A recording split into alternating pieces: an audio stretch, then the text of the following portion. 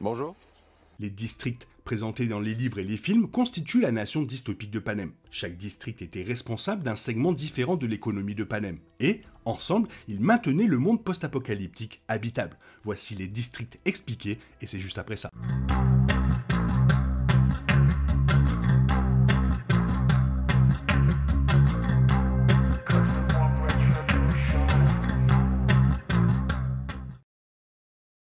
Il y avait 12 districts distincts au sein de Panem. La nation entière était dirigée par une dictature autoritaire et totalitaire, dirigée par le président Snow depuis le Capitole. Les lois ont été violemment appliquées par le gouvernement et son armée. Le 13e district, indépendant de Panem, a continué à fonctionner dans le secret, et il devient important plus tard lors des efforts de rébellion inspirés par Katniss.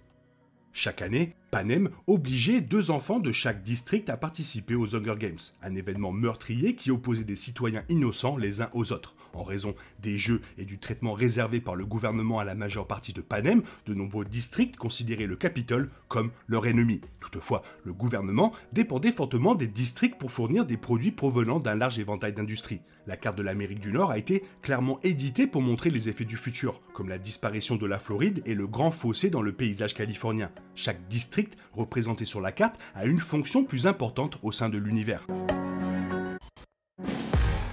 Les membres du district 1 étaient connus pour produire des articles de luxe tels que des bijoux. En raison de leur savoir-faire artisanal, les marchandises provenant du district 1 étaient utilisées pour décorer le Capitole. Ceux qui vivaient dans ce district étaient parmi les citoyens les plus riches de Panem. Les tribus du district étaient connues sous le nom de tribus de carrière car ils s'entraînaient pendant des années avant de participer au jeu, utilisant leur richesse et leur statut pour devenir des guerriers d'élite et avoir une longueur d'avance sur la compétition.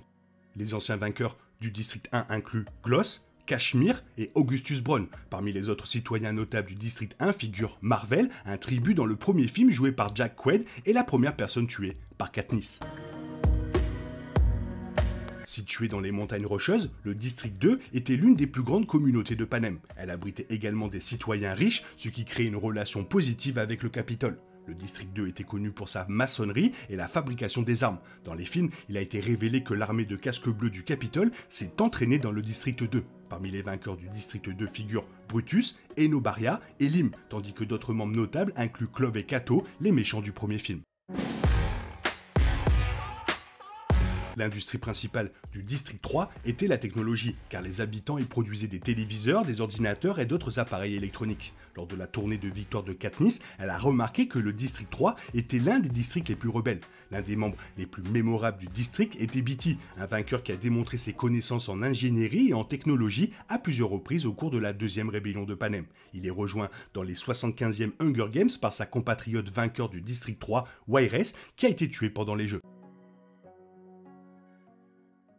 Le district 4 est spécialisé dans l'industrie de la pêche avec des citoyens formés à cette industrie dès leur plus jeune âge. Les citoyens du district étaient connus pour être riches et très beaux. Leurs tribus étaient également des tribus de carrière et étaient généralement considérés comme de solides prétendants grâce à leur capacité à trouver de la nourriture par eux-mêmes. Le membre le plus notable gagnant des Hunger Games du district 4 est Finnick Odir, qui devient un allié de Katniss. Parmi les autres vainqueurs notables figure Annie Cresta, qui est devenue l'épouse de Finnick pendant la deuxième rébellion, ainsi que Max Flanagan, vainqueur des 11e Hunger Games. Le district 5 était responsable de l'électricité. La zone produisait l'électricité qui alimentait tout Panem. Ils abritaient un barrage hydroélectrique où travaillaient de nombreux citoyens. Le barrage est devenu une cible des rebelles alors qu'ils tentaient de couper l'électricité du Capitole. Parmi les vainqueurs du district 5 se trouvait Porter Millicent Tripp. Parmi les autres membres notables du district 5 figurent Ai, Sol et Foxfax, qui sont morts lors des Hunger Games après avoir mangé des baies empoisonnées, donnant à Katniss l'idée de les utiliser contre le Capitole. L'industrie principale du district 6 était les transports. Ils servaient de plaque tournante pour tout Panem. Comme le district 3, le district 6 a soutenu Katniss et les efforts de la rébellion contre le Capitole. Bien qu'aucun citoyen significatif du district 6 n'apparaisse dans les films originaux, 2 de leurs tribus notables, Otto et Ginny, ont participé au 10e Hunger Games qui sont vus dans le film La balade de l'oiseau chanteur et du serpent. Le district 7 a fourni à Panem de grandes quantités de bois. On dit que la zone est principalement entourée d'arbres et que les tribus du district 7 utilisent souvent l'arme emblématique, la hache. Le membre le plus remarquable du district 7 était Johanna Mason, qui faisait partie du plan visant à sauver Katniss dans les 75e Hunger Games. Certains autres membres notables sont l'ancien vainqueur Blight, qui a également combattu aux 75e Hunger Games, ainsi que Tritch et Lamina qui ont participé au 10e Hunger Games. Le district 8 était connu pour son travail dans l'industrie textile. L'une de leurs usines était dédiée à la production des uniformes utilisés par les casques bleus. Avec quelques autres districts, le district 8 s'est immédiatement montré ouvert à rejoindre la rébellion. Deux des anciens vainqueurs du district 8, Wolf et Cecilia, sont revenus pour les 75e Hunger Games, mais tous deux ont été tués dans les premiers instants. D'autres tribus notables incluent Wuveh et Bobbin, qui sont tués par le jeune Coriolanus Snow.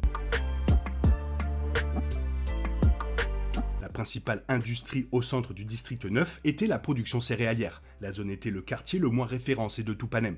On ne sait pas grand-chose des vainqueurs ou des tribus du district 9. Cependant, Schiff et Panlo sont les hommages qui participent au 10e Hunger Games, sinon on ne sait pas grand-chose du district 9. Le district 10 s'est concentré sur l'industrie de l'élevage. Leur tâche principale consistait à élever des animaux et à fournir de la viande au Capitole. Katniss n'a jamais mentionné aucun des tribus spécifiques du district 10. Brandy et Tanner sont les tribus du district 10 pour les 10e Hunger Games. Le district 11 serait composé d'une vaste zone, peut-être de toute la région sud de Panem. L'agriculture était la principale industrie de ce district, car les terres étaient couvertes de vergers, de champs et d'élevage de bétail. Le district 11 était l'un des plus pauvres et ses habitants vivaient dans de petites cabanes dans une zone patrouillée par les casques bleus. Rue était l'une des citoyennes les plus remarquables du district 11, marquant l'une des morts les plus tragiques des films avec le salut de Katniss à Rue, déclenchant la rébellion dans le district 11.